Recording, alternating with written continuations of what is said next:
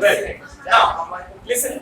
Where will you use this concept of maximum minima in case of work, energy and power? यहाँ पर देखो एक graph मैंने draw किया है. इधर y एक्सिस में क्या प्लॉट किया है? इधर बोर्ड में y एक्सिस में क्या प्लॉट किया है? What is U? Kinetic energy. U kinetic energy. थोड़े potential energy और x का distance. ठीक है sir? Say a potential energy versus distance graph comes out to be like this. Sine graph. Just any, not just एक कोई भी shape. This is just a general shape. मैंने कोई specific function का graph नहीं draw किया. अब थोड़ा ध्यान से सुनो जो बोल रहे हैं. यहाँ पर you can see एक inflection है, यहाँ पर भी एक inflection है और यहाँ पर भी एक inflection है. So at inflection dy dx must be 0.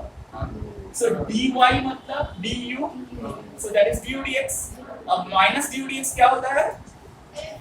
So at equilibrium, what do we know?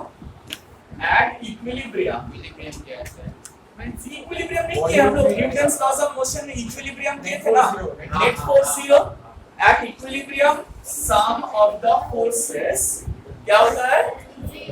सो हम लोगों को पता है कि F क्या होता है? माइनस du dx ना. तो मतलब du dx को भी 0 होना चाहिए. सो मतलब जितना भी इन्फ्लेक्शन पॉइंट्स है, these are the points of equilibrium. बोलो हाँ या ना?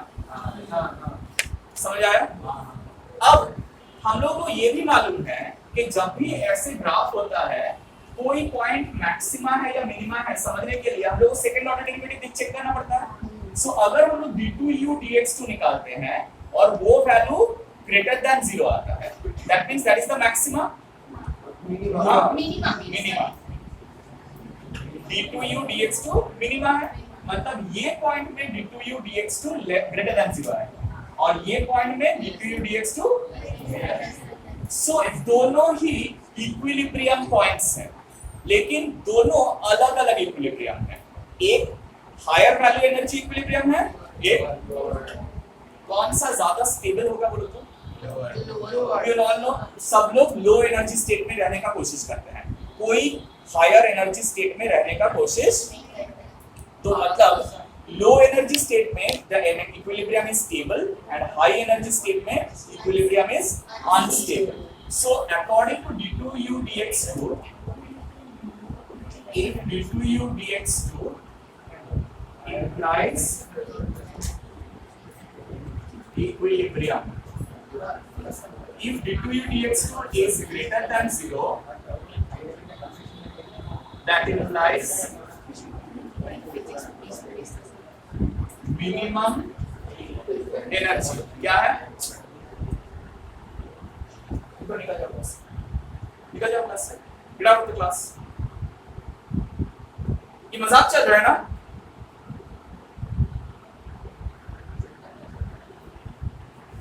d2u dx2 ग्रेटर देन 0 का मतलब क्या है? It is the minimum energy state. So that is stable equilibrium. Stable. And if d2u dx2 is less than 0, that means maximum energy. So that is unstable equilibrium.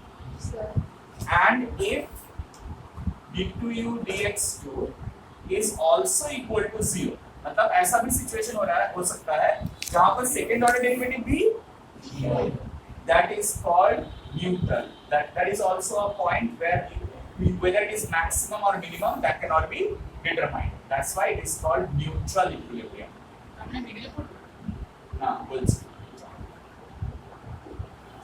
देखो physically if you want to understand what is the meaning of these three, it's a very simple thing.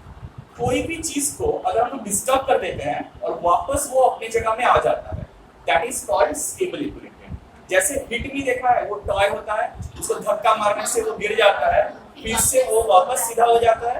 So that is right, that is so that is what you call, क्या बोलते हैं sir? Right, stable equilibrium.